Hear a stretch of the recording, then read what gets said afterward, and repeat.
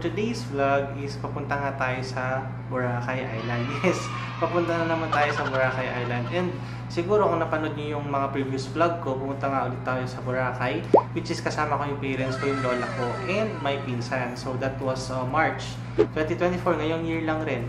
So ngayon kasi kasama ko yung friend ko naman papunta sa Boracay. This will be a Boracay series and papakita ko sa inyo kung paano nga ba yung mga kailangan gawin papunta sa Boracay and also yung mga pwedeng gawin doon sa Boracay. A few moments later. Hey Havers, good morning. So, ayan nga, andyan na sila sa baba actually. So, nagmadali na rin ako nag-ayos. And it's already 3:20 AM. So, babiyahe pa kasi kami. So, yan. See you later sa airport na, travelers.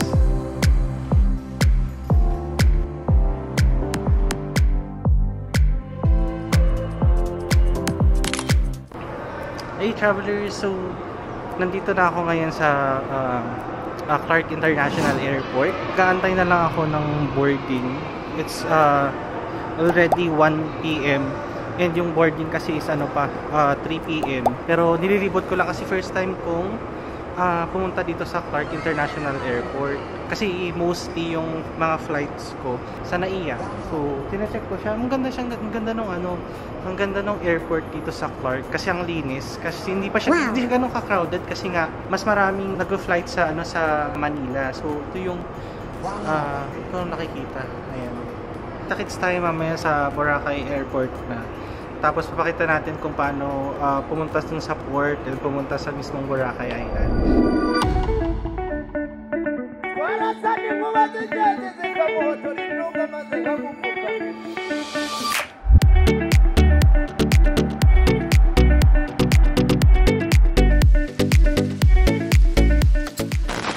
Pagbaba namin sa Katiklan Airport, sobrang lakas ng ulan.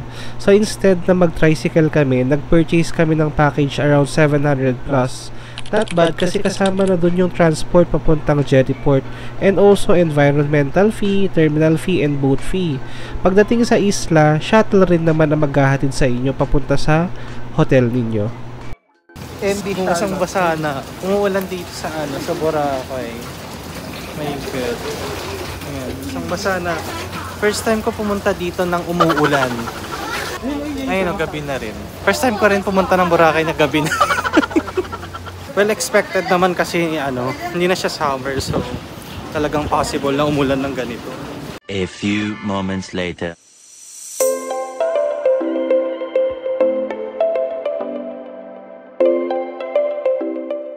Right now, magpapalit lang ako ng naka-shoes kasi ako. Tapos umulan, Diyos ko.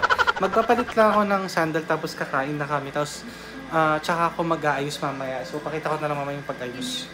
Kasi nagugutom na kami. Grabe. Nakapagod. Pero it will be worth it naman kasi syempre Boracay. So ayan. See you later, travelers. Bye-bye. 2 hours later. Tour muna tayo bago kumalat itong room mamaya sa mga gamit ko. So, ito yung room natin dito sa La Carmela, Boracay. Ilaw natin. Ay, ito yung ilaw. Medyo madilim. So, ito yung may ilaw dito part.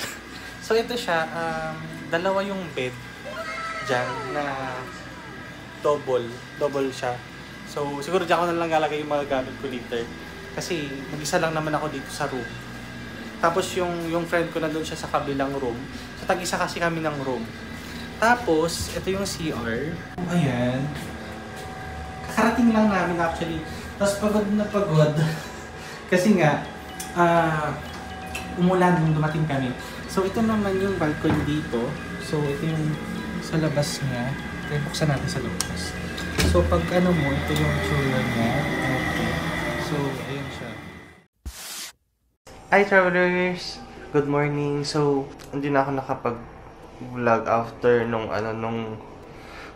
room tour kasi nga sobrang pagod na ako, grabe. Nag-ayos na ako, so ayan yung mga gamit ko. Ayan. Andyan, at yung mga gamit ko, ayan.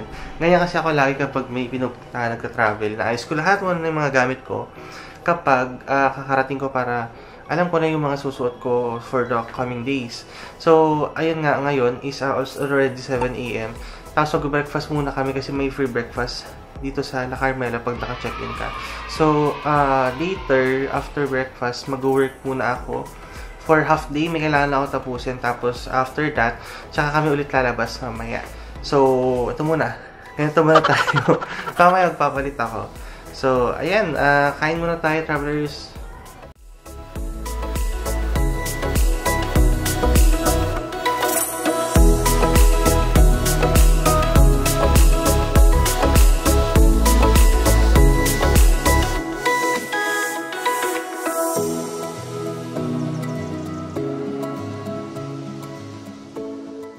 A few moments later. Hey travelers, so naka-ready na ako and inaantay ko na lang yung oras kasi nga may tinatapos ako sa work ko, so nag-half day lang ako ngayon para mas ma-enjoy ko naman yung Boracay kasi nga may need lang ako tapusin. Later lalabas na tayo and ang gagawin natin ngayon is mag-iikot-ikot, titingin tayo ng mga food, mga merienda and everything na pwede natin makita dito sa Boracay. So, ayan.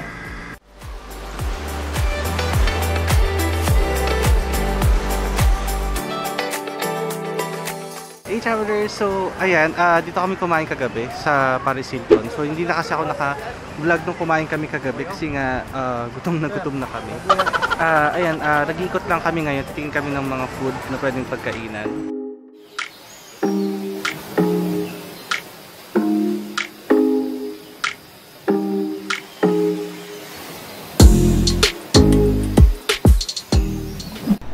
So ang first stop namin ay ang Two Seasons. Sakto yung pagdating namin dahil di ganun karami ang tao dahil isa nga ito sa pinupuntahan rin dito sa Boracay. Nag-order kami ng bestseller nilang oyster sisig, bistek Tagalog at sinampalukang manok. Hindi nga lang restaurant ang meron sila dahil meron rin silang hotel. So pwede ka dumaan sa main highway or sa beachfront.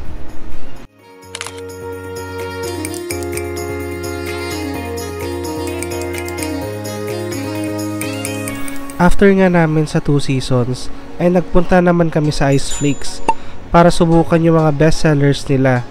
In order nga namin ay halo-halo at mango coconut. Kain tayo kasi napagod tayo. Kasi kanina pa kami umiikot. Pero hindi ko na lang sabihin bakit kami umiikot. Basta ikot kami ng ikot kanina. Kain. Wow!